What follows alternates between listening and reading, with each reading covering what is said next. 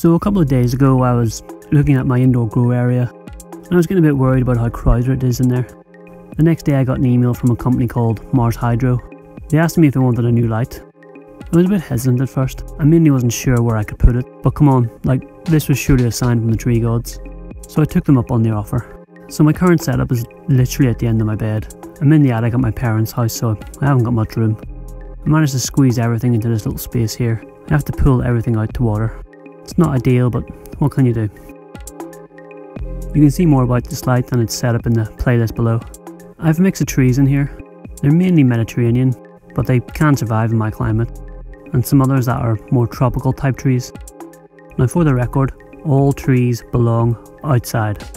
I know people get a bit upset about them being inside, but sometimes you just have to replicate their natural conditions inside. Just think of fish.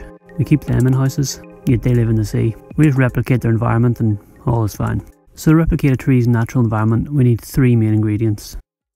Water, which is very easily controlled. Temperature. This is maybe the hardest and probably the biggest killer of trees inside.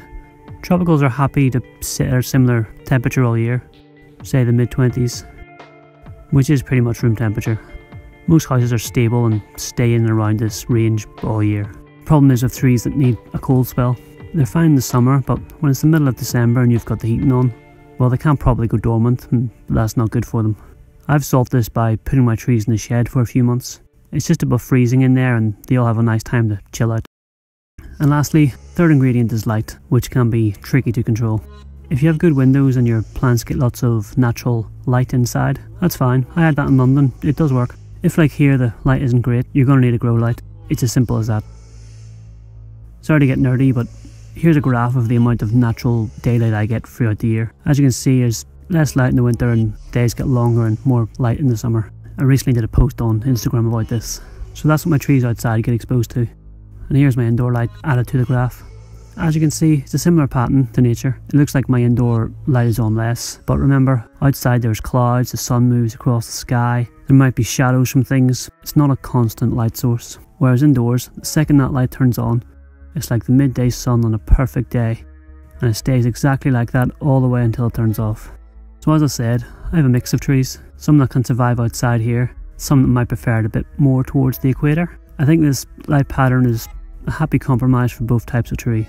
I need to lower the light towards the winter to start sending my deciduous trees dormant, but I don't want to go too low, as the tropicals need light all year. So this pattern seems to have been working so far. So I've rambled on a bit here, but that kind of stuff is important. Basically what I'm saying is, now I have 2 lights, I can separate my tropicals and my Mediterranean type trees, and hopefully refine both their environments even further. I can leave one light as it is.